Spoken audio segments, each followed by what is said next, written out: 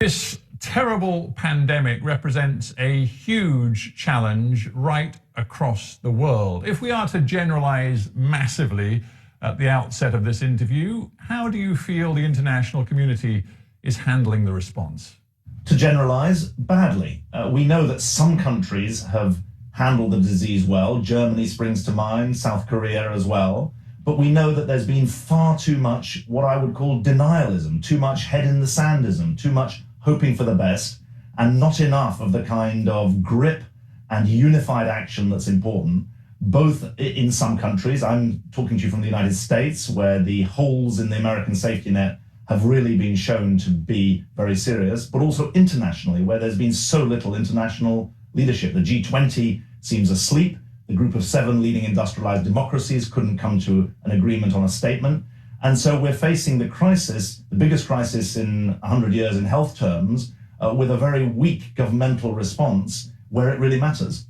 Surely you cannot be surprised that leaders and governments around the world right now have turned inward and are putting all of their priority on protecting their own citizens. That's what they were elected to do. It is what they must do. That's absolutely right. And of course, local action is absolutely key, the isolation that everyone is trying to practice.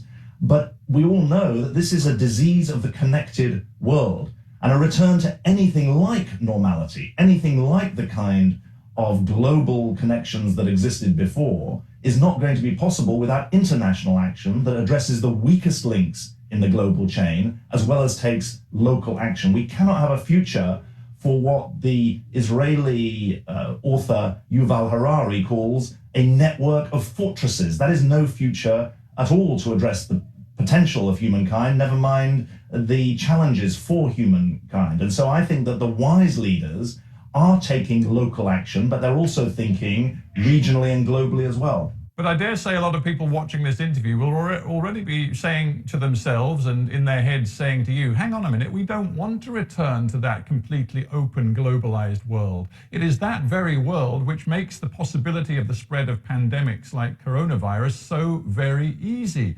Well, I think that we mustn't return to a world that has gaping inequalities and massive insecurities, but we don't want to live in a world where we can't travel abroad and visit. We don't want to live in a world where trade is so circumscribed that it doesn't address needs. And so I think that we must say that globalization has to be changed, that we need a different kind of globalization that is more equal and more sustainable.